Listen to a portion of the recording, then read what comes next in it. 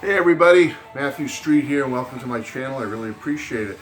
Hey, I'm not normally one to do these contests when people have a contest. I've done a few over the 4 years I've been here in the vinyl music community, but I normally don't. I normally shy away from them. I just, I enjoy watching them and I enjoy watching the other people's entries and whatnot, but I usually don't jump in on them. Occasionally I have though. But for some reason lately, the last couple of weeks, there'll be like 3 that I'm going to jump in on. And the first one was the Vinyl Archivist did one about showing your wallflowers, which I just found out I won that contest. So thank you to Patrick, the Vinyl Archivist. Thank you to Stephen Schnee for letting me know that I won the contest. I'm really excited to get in touch with Patrick and find out about getting that wonderful prize that he was offering. So that was the first contest I had done in a long time, but I enjoyed the topic so much that I felt compelled to do it.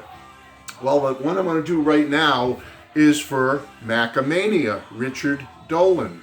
Now, Richard, he's a long-time subscriber to my channel. I've subscribed to his channel since day one, practically.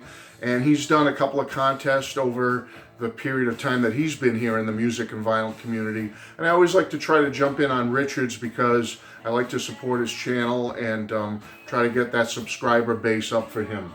So Richard's contest is to talk about your favorite musical artist of all time and how you became a fan of theirs.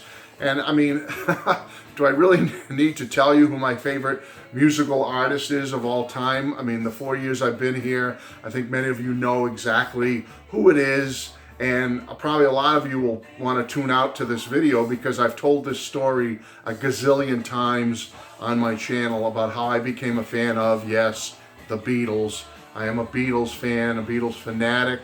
Although I love a lot of other music and genres, the Beatles will always be my number one because they have a special place in my heart from when I was a very young boy.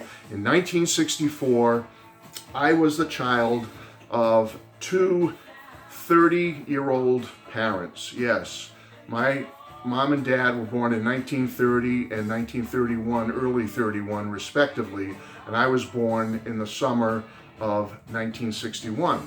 So they were a little older for parents in that era, in that generation. A lot of people back in those days were having their kids very young, as early as their late teens or into their early 20s.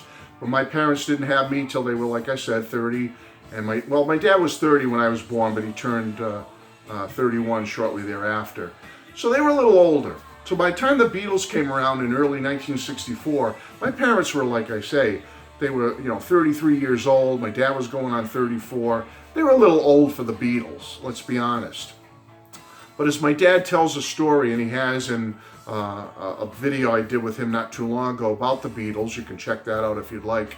He talked about how I asked him straight out, like, Dad, you guys are a little older to be into the Beatles. What led you to want to share it with your young son, your 3-year-old son?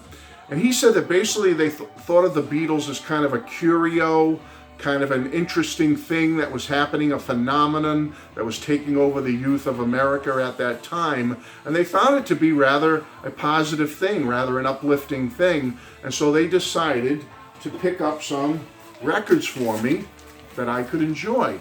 Now you're probably looking at this first one going, Matt, in no way is that a Beatles record, and I'll explain that in a minute.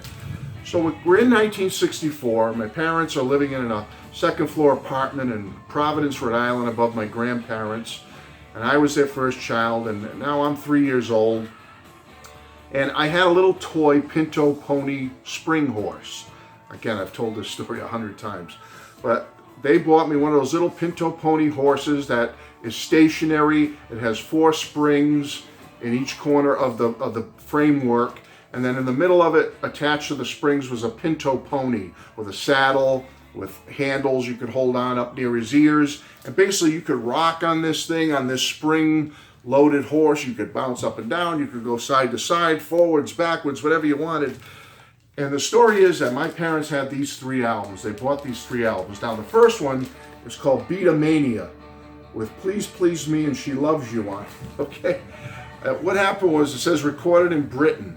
And then there's a bunch of other songs on it. This is kind of a rare album. I mean, it's not expensive or anything, but they bought this album. It has some fans screaming there, as you can see. And then the back shows other artists on the label. It's on the design label, whatever that means, and whoever that is. They bought this album, and I don't know if they actually knew it was my dad wasn't sure. I said, Dad, did you think that was a Beatles album? Based on, you know how they put, look how they put a line above the A here, Beat a Mania. And I'm wondering if they looked at it quick. It was one of those marketing tools back then to get people to buy this album to cash in on the craze of Beatlemania at the time. So I don't know if he thought this was the Beatles when he bought it, or they actually knew it was just a knockoff of the Beatles, but they bought this one. They bought me the original Hard Day's Night in mono, and they bought Meet the Beatles in mono. This isn't an original here. But anyway, I just want to show you, these are the two main ones that I was into, folks. They would put these albums on, my dad said, and I would rock back and forth, up and down, bounce up and down on this toy pony, he said, like a maniac. Like I just couldn't get enough of it. And every time like a side would end, I would cry out that I wanted either the record flipped or go back to the beginning, or put on this one or put this one back on. He said I was especially fond of this one. I know this one's a soundtrack with some instrumental stuff on there by George Martin, but he said I really love the song A Hard Day's Night, that he swears I wore out the grooves on that opening track on this album, A Hard Day's Night, because I loved it so much and I wanted it played so much. So he tells that story.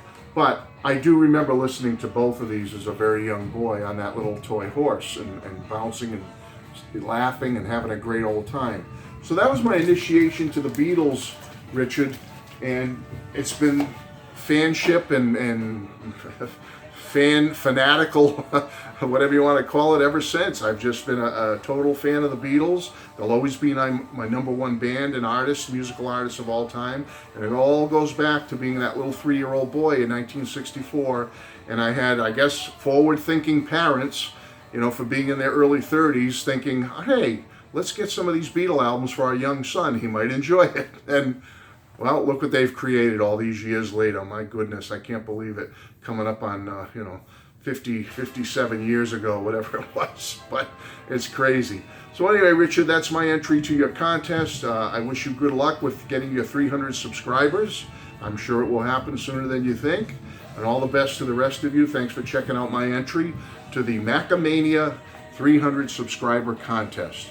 And please, subscribe to MACCA Mania. Subscribe to Richard Dolan. He's a great guy, great kid, and I'd love to see him hit 300 right away. Take care, everybody. Bye-bye.